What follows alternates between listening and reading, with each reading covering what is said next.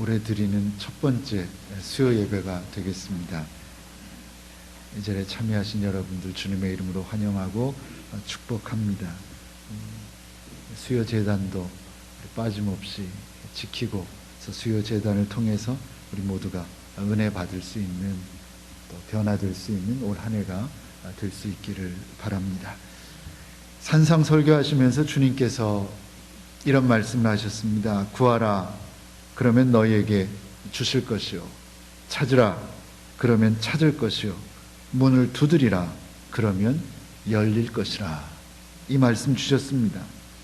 하나님께 구하면, 하나님께 간절히 구하면 하나님께서 주신다는 것입니다. 그렇게 말씀하시고는 악한 자라도, 아주 악독한 자라도 자기 자녀들에게 좋은 것을 줄 줄은 아는데 하늘의 아버지께서 하물며 사랑하는 자녀들에게, 구하는 자들에게 좋은 것으로 주시지 않겠냐라고 부연 설명까지 하셨습니다. 정말 그렇습니다. 내 형편과 내 처지를 나보다도 더 깊이 통찰하시는 하나님께서는 우리의 간절한 기도를 들어주십니다. 그리고 응답해 주십니다. 그 사실에 대한 확신을 가지고 살아야 합니다. 다만 한 가지 고민해 봐야 할 문제가 있다면 우리가 하나님께 무엇을 구해야 하느냐라는 것입니다. 하나님께 구하면 하나님이 들으시는데 우리가 하나님께 구해야 할 내용이 과연 무엇이냐라는 겁니다. 잠언 30장에 보면 아굴이라고 하는 사람이 나옵니다. 당시 모든 사람들의 스승이었다고 했습니다. 사람들이 인정하는 아주 현자였다고 했습니다. 그러니까 그는 이스라엘의 전에 내려오던 잠언들을 모아서 그것을 백성들에게 가르쳤던 스승이었습니다. 근데 그는 하나님께 간구하는 기도를 했습니다. 근데 두 가지를 구했습니다. 내가 두 가지를 주께 구하였사오니 나의 죽기 전에 주시옵소서. 곧 허탄과 거짓말을 내게서 멀리하옵시며 나를 가난하게도 마옵시고 부하게도 마옵시고 오직 필요한 양식으로 내게 먹이소서 그랬습니다. 그럼 먼저 허탄, 허위, 가식을 말합니다.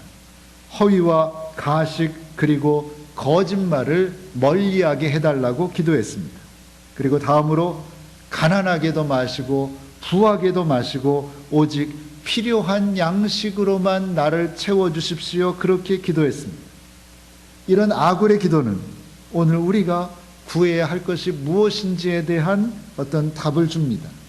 그는 정직한 마음을 가지고 살게 해달라고 기도했습니다. 죽기 전에 내게 정직한 마음을 허락해달라고 기도했습니다.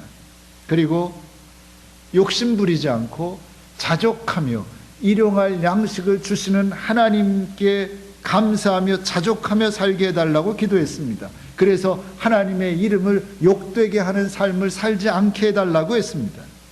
오늘 우리의 기도가 어떠해야 할 것인지에 대한 분명한 답을 준다고 믿습니다. 오늘 본문은 솔로몬의 이야기입니다. 공교롭게도 솔로몬도 오늘 하나님께 무언가를 구하고 있습니다. 본문의 내용을 통해 솔로몬이 하나님께 과연 무엇을 구했는지, 그리고 그 의미는 무엇인지에 대해서 함께 고민해 보려고 합니다. 먼저 2절입니다. 그때까지 여호와의 이름을 위하여 전을 아직 건축하지 아니하였으므로 백성들이 산당에서 제사하며 그랬습니다. 그래서 오늘 본문에 대한 상황 설명입니다. 당시 백성들은 산당에서 하나님께 제사를 드렸다. 산당하면 산 위에 있는 어떤 제단, 이렇게 생각하기 쉬운데 사실 산 위에 있는 제단을 말하는 것은 아닙니다.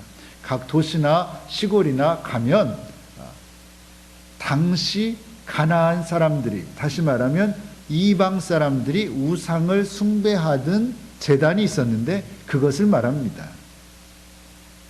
그러니까 원래 이 산당들은 가나안 사람들이 우상을, 자신들의 신들을 숭배하기 위해서 세워놓은 신전입니다.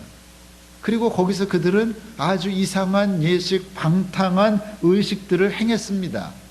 그런데 아직 이스라엘에는 가나안 땅에 들어와서 성전을 세운 적이 없단 말입니다. 그랬기 때문에 어쩔 수 없이 이스라엘 백성들도 이방인들이 우상을 섬기던 그 자리에서 예배 드릴 수밖에 없었는데 그것이 산당이었다. 그리고 그 산당에서 할 수 없이 이스라엘 백성들이 예배를 드렸는데 우상을 섬긴 것이 아니라 하나님께 제사를 드렸다. 그런 이야기입니다. 그런 당시 상황에 대한 설명을 하면서 시작합니다. 그 다음엔 3절입니다. 솔로몬 이야기가 나옵니다. 솔로몬이 여호와를 사랑하고 그 부친 다윗의 법도를 행하되 오히려 산당에서 제사하며 분향하더라 그랬습니다. 복잡한 의미가 있지만 그건 빼고 이 구절이 분명하게 말하는 것은 뭐냐면 솔로몬이 이제 왕이 되었는데 솔로몬이 다스리는 초창기에 솔로몬을 보면 그는 신앙인으로서 겸손하게 살기 위해 노력하는 사람이었다라는 것을 단적으로 묘사한 부분입니다. 그러니까 그는 신명기에서 제시한 하나님의 자녀가 지녀야 하는 기본적인 신앙 자세를 왕이 된 다음에도 지키고 있었다는 사실을 우리에게 가르쳐 주는 것입니다. 그 다음에 4절 이하의 내용은 이렇습니다. 어느 날 솔로몬이 기브온에 있는 산당에 갑니다. 왜 산당에 갔다고요?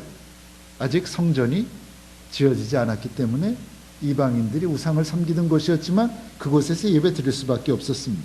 그래서 큰 산당이 있는 기브온에 가서 솔로몬이 일천 번제를 드렸습니다. 일천 번제가 무엇입니까? 1000일 동안 계속해서 번제를 드렸다라는 말은 아닙니다. 365일, 그럼 한 3년 가까운 세월을 하루도 쉬지 않고 제사를 지냈다는 의미는 아닙니다. 그럼 1000번제는 무엇입니까? 한 번 제사를 드릴 때 1000마리의 번제물을 드렸다는 겁니다. 번제가 무엇입니까? 완전히 태워드리는 겁니다. 근데 한 번 제사를 때 1000마리를 완전히 태워드렸다고 하면 기브온에 있는 산당이 아무리 크다고 해도 좋게 한 번의 예식을 거행하는 데만도 7일에서 8일은 걸렸을 것으로 추측합니다. 그러면 솔로몬이 1000번제를 드렸다라는 그 말을 우리에게 소개하는 그 의도는 무엇이겠습니까? 솔로몬이 그처럼 정성을 다해 그리고 자주 하나님께 제사를 드렸다라는 것을 우리에게 가르쳐 주기 위함입니다. 그러니까 초창기에 솔로몬은 아주 믿음이 훌륭한 왕이었고 하나님 앞에서도 최선을 다해서 예배를 드렸다라는 것을 우리에게 가르쳐 줍니다. 하나님은 그런 솔로몬의 제사를 기쁘게 받으셨습니다. 그리고 그에 대한 응답으로 꿈에 나타나셨습니다. 꿈에 나타나는 것은 구약에 보면 아주 일반적인 겁니다. 하나님께서 제사장들이나 선지자들에게 말씀하실 때 꿈에 나타나서 말씀하십니다. 지금도 그런 상황입니다. 그 꿈에 나타나셔서 솔로몬에게 원하는 것을 이야기하라고 구하라고 말씀하셨습니다. 그때 솔로몬이 하나님께 구한 것이 무엇입니까? 9절에 보면 누가 주의 이 많은 백성을 재판할 수 있사오리이까? 지혜로운 마음을 종에게 주사 주의 백성을 재판하여 선악을 분별하게 하옵소서 그랬습니다. 솔로몬이 구한 것이 무엇입니까? 백성을 재판할 수 있는 지혜로운 마음이었습니다. 여러분은 무엇을 구했겠습니까? 내가 하나님께 칭찬받고 하나님께서 나타나셔서 내가 뭐든지 해주겠다 한번 구해봐라 했을 때 여러분은 무엇을 구하셨겠습니까?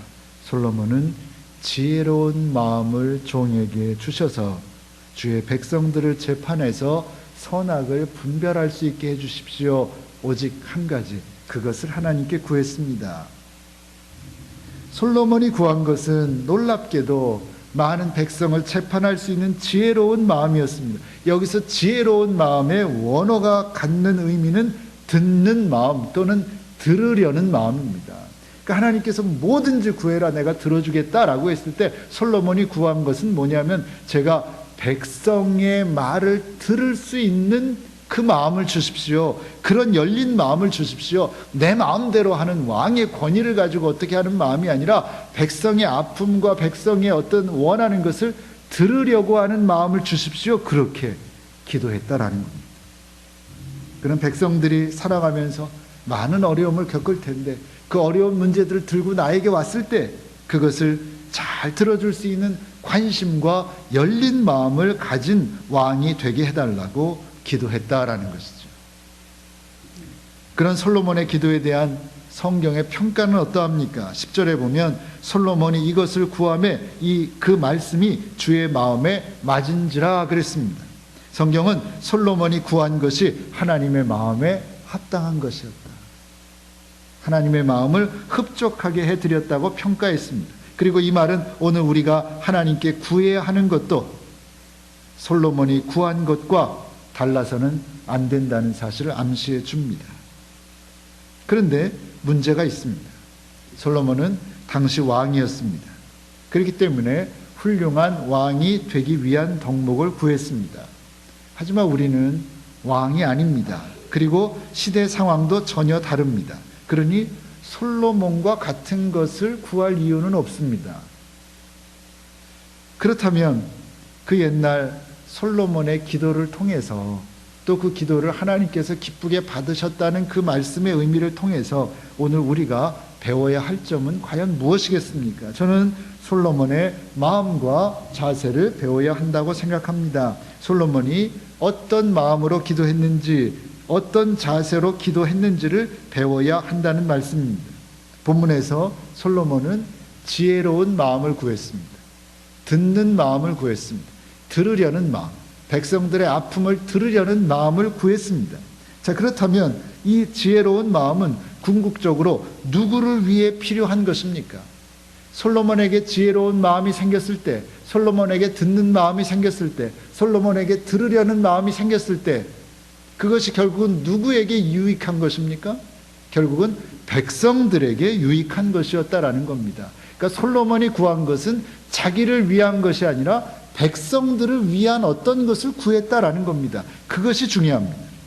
솔로몬은 백성들이 당면한 문제에 관해 선악간에 바르게 분별해 주어서 백성들에게 유익이 되는 일을 하기 원했다라는 겁니다.